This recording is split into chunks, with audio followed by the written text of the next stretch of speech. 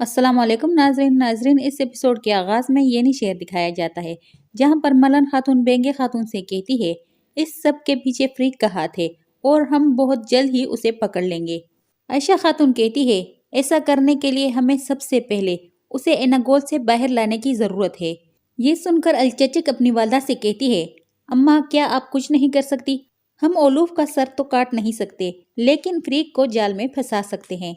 ये सुनकर बेंगे खातून गुस्से में आकर कहती है मैं क्या कर सकती हूँ? जब से हकीकत सामने आई है मैंने उसे देखा भी नहीं और वैसे भी मैं उसे किले से बाहर नहीं निकाल सकती। इधर एनागोल में फ्रीक ओलूफ से ये कह रही होती है मैंने शुमाल में अपने भाइयों को खबर भेज दी है, अब हम मजीद मजबूत हो जाएंगे। ओलूफ कहता है मेरी प्यारी, चाहे वो मेरा साथ दे या ना दे, मैं उन सरजमीनों पर जरूर कब्जा करूंगा जिनका मैंने तुमसे वादा किया था। इस पर फ्रीक कहती है ये बिल्कुल भी आसान नहीं होगा।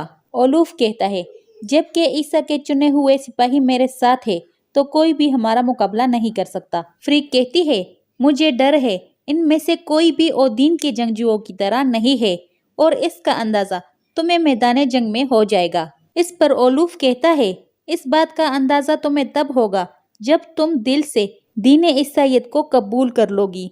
यसु मसीह की पैरवी करने वाले कभी डरते नहीं। इसी दौरान दान और फ्रोदी आते हैं। ओलूफ पूछता है क्या सूरत हाल है मुझे बताओ। फिर दान बताता है उस्मान कारासे की जमीनों पर चला गया है और तुर्गुत कहीं नजर नहीं आ रहा। हमने इससे पहले उस्मान की सरजमीन ऐसे नहीं देखी। वो एक भेड़िए की तरह हमारा इंतजार कर रहे हैं। चलो ओलूफ हम सब कुछ जला देते हैं, हमें किस चीज का इंतजार है। चलो ओलूफ उस्मान की गैर मौजूदगी में उसकी सरजमीन को खून में नहला देते हैं। ओलूफ कहता है उस्मान ने अभी तक एनागोल पर हमला नहीं किया, वो जरूर कोई न कोई मंसूबा बना रहा है। हम हमला करेंगे, हम हर जगह पर हमला करेंगे, हम उस्मान से उसकी हर चीज छीन लेंगे। तैयारियां शुरू कर दो, हम उस्मान से हर वो चीज हासिल कर लेंगे जो कभी हमारी थी। इसके साथ ही ओलूफ दान और फ्रोदी के साथ आगे बढ़ता है। फ्रीक पूछती है ओलूफ तुम कहाँ जा रहे हो? ओलूफ कहता है मैं गिरजा घर जा रहा हूँ अपने खुदा से दुआ मांगने। दूसरी जानिब उस्मान साहब जंगल में अपने सिपाहियों के साथ मुसलसल आगे की जानिब बढ़ रहे होते हैं। इधर से बाई सिंगूर और आइकुत भी आ जाते हैं। उस्मान साहब उनसे पूछते हैं कि बताओ, तो आइकुत बताता है हमने आपके हुक्म के मुताबिक औची का पीछा किया, वो मरा नहीं वो जिंदा है, सुल्ताना ने हमसे धोखा किया। ये सुनकर उस्मान साहब निहायत गुस्से में अस्मियान सुल्ताना का नाम चिल्लाते हुए कहते हैं मैं इस मुश्किल वक्त में तुम्हारा यकीन करना चाहता था लेकिन तुमने एक बार फिर हमें धोखा दिया। तुम मुनाफिक हो और अब मैं तुम्हारा मंसूबा तुम पर ही उल्टा कर दूंगा। कौनूर पूछता है मेरे हुजूर आपको कैसे अंदाजा हुआ कि ये लोग झूठ बोल रहे हैं? उस्मान साहब कहते हैं जब उन्होंने हमारी मदद की तो मुझे उन पर शक हो गया और मेरा शक दुरुस्त था। भाई सिंगूर तुम तुर्गुत साहब के साथ जाओगे और औची को जिंदा पकड़ कर लाओगे, उसे भागने मत देना, बहुत जल्द हकीकत सबके सामने आ जाएगी। इसके साथ ही वो सब आगे की जानिब बढ़ते हैं। इधर दान और फ्रोदी किले की हिसार से आगे की जानिब बढ़ रहे होते हैं और ये कहते हैं कि आसपास के तमाम कबीलों से तलवारें इकट्ठी की जाए। वहां पर मौजूद ओल्गन और जेर कोताई ये सब सुन लेते हैं। उनके जाने के बाद ओल्गन कहती है ये जरूर कोई खतरनाक मंसूबा बना रहे हैं। इस पर जेर कोताई कहता है ये जरूर किसी जगह पर हमला करने वाले हैं लेकिन हम मालूम कर लेंगे। इसके साथ ही वो एक कमरे के अंदर दाखिल होते हैं। जेर कोताई कहता है ये फर्ज मुश्किल होगा। ओल्गन खातून पूछती है क्या तुम मुझे अकेले छोड़ दोगे? जेर कोताई कहता है तुमने तो कहा था तुम नहीं डरती, तुम अपनी हिफाजत खुद कर सकती हो। ओल्गन कहती है हाँ मैंने कहा था।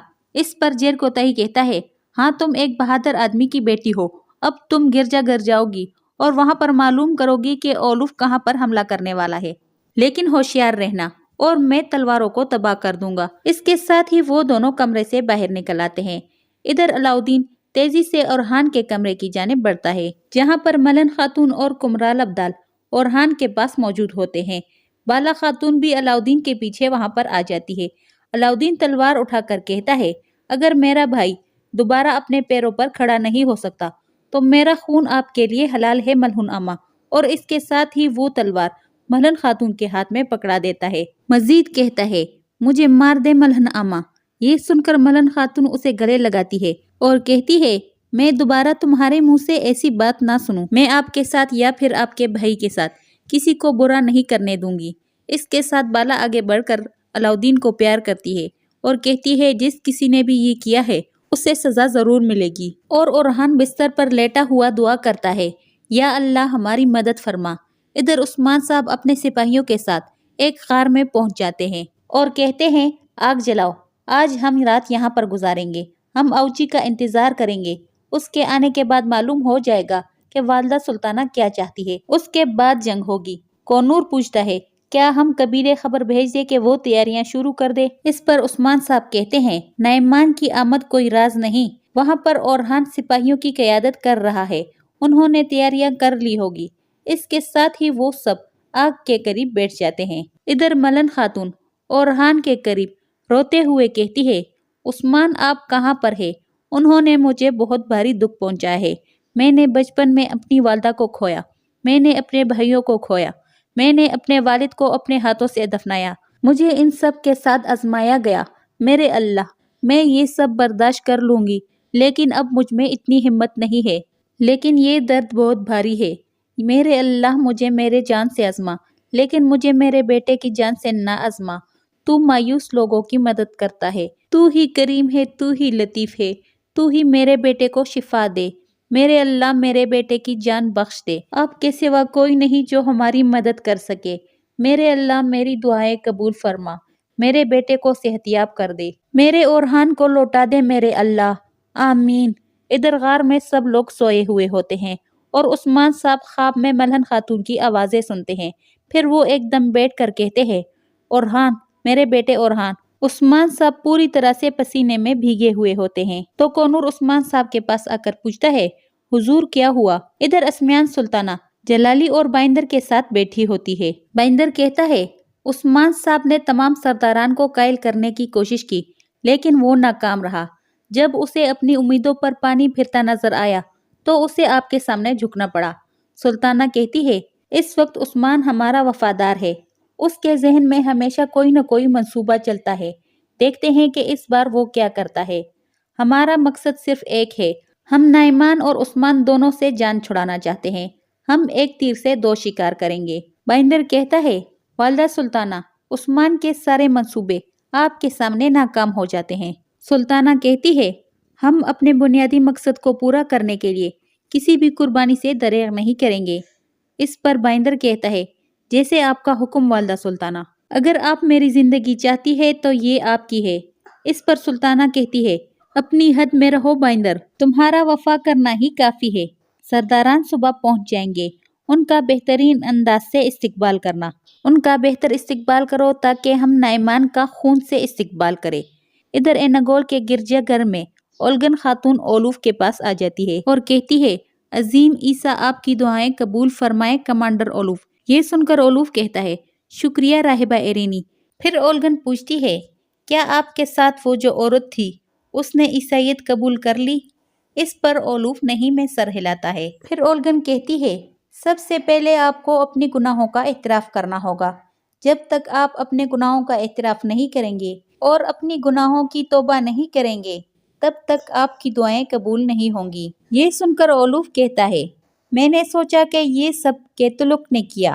اس پر اولگن اپنی آنکھیں بند کرتی ہے اور کہتی ہے بطور کیتھولک ڈوگس ہمارا طریقہ ایتھولوگ سے مختلف ہے۔ میں یہ کہنے کی کوشش کر رہی ہوں ہم اور آپ، آخر ہم سب انسان ہی ہے، ہم سے غلطی ہو سکتی ہے۔ یہ سن کر اولوف کہتا ہے میں نے آپ جیسی راہبہ کبھی نہیں دیکھی، مجھے یہ سب پسند ہے، آپ پرسکون رہیں۔ اس پر اولگن کہتی ہے جب آپ اقرار کر لیں گے تو یسوع مسیح آپ کی مدد کرے گا۔ پھر اولوف کہتا ہے میرا سب سے پہلا گناہ اور میرا سب سے بڑا گناہ میں نے تب کیا جب میں بچہ تھا۔ اس پر اولگن کہتی ہے وہ زمانہ گزر چکا، آپ کو حال کے گناہوں کا اقرار کرنا ہوگا۔ مجھے نہیں معلوم کہ کل شاید آپ۔ اولگن کی بات پوری ہونے سے پہلے اولوف کہتا ہے کل مجھے شاید آپ کے بارے سائرن سے بات کرنی ہوگی۔ اس پر اولگن کہتی ہے آپ ضرور ان سے بات کر لیں، میں انہیں بلا کر لاتی ہوں۔ اس کے ساتھ ہی اولگن ایک دم باہر آ جاتی ہے اور خود کو سنبھالتے ہوئے کہتی ہے